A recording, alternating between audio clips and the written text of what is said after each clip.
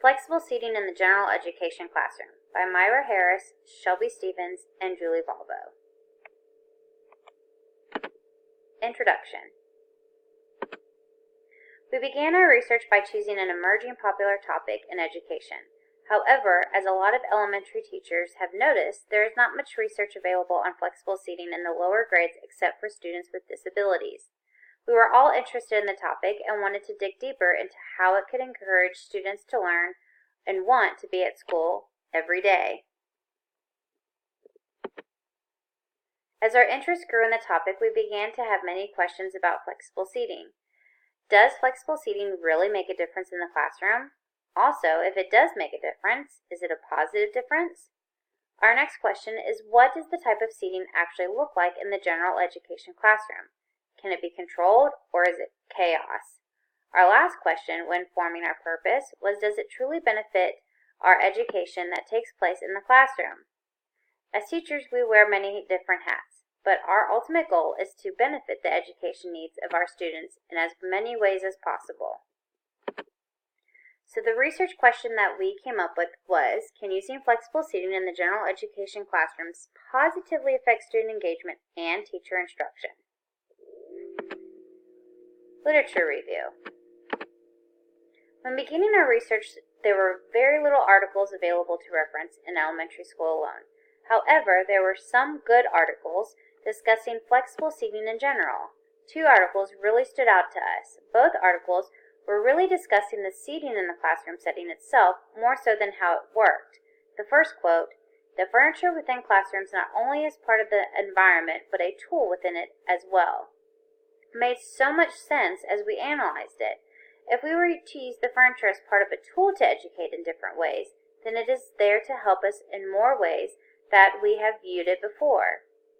The next quote also became very meaningful, especially as we began to do our observations of flexible seating classrooms.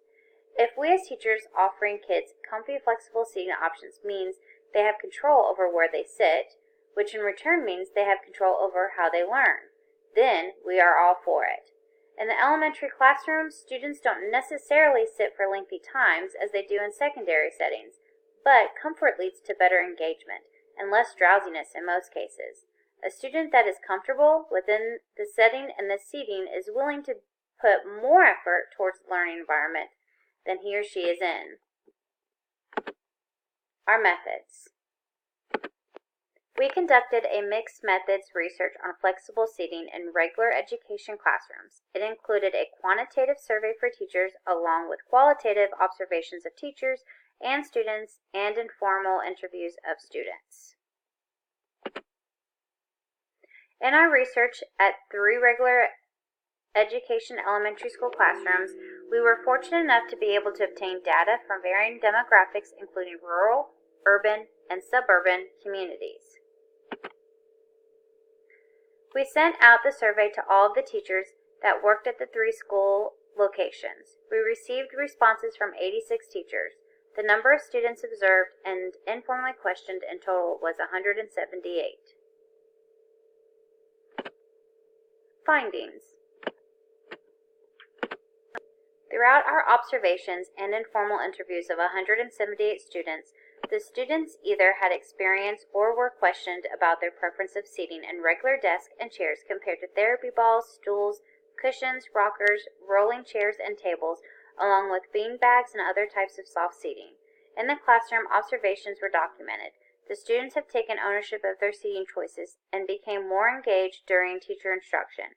Students that preferred flexible seating were at 85%, and those that preferred traditional seating were 15%. Both options of seating are available in a flexible seating environment. We were able to observe students in flexible seating options and how they behaved when given an assignment. One of the teachers uses both desks and tables in her classroom. With flexible seating, the students were able to move around more easily to work with other members of their group to get a different view of a product they were building or have easy access to different materials. Students appeared to be more engaged in the assignment and more eager to work with each other. The students also seemed to have an understanding of respect for the teacher. Through informal conversations with some of the students, they felt that if they are given an opportunity to sit on what they wanted and where they wanted, they did not want that privilege to be taken away because they were not on task.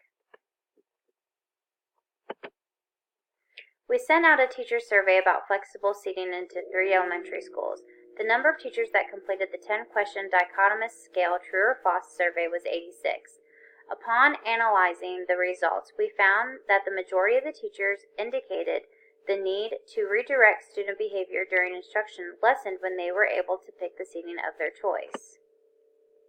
Conversation with teachers using flexible seating revealed that they had improved student engagement after implementing the new practice.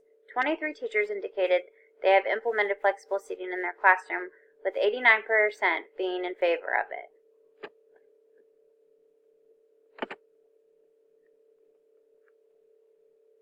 Each of the 3 researchers analyzed the results of the information collected from the quantitative and qualitative results to compare and determine our conclusions. The main point of our analysis was to ascertain from our findings if flexible seating had a positive impact on teacher instruction and teacher and student engagement.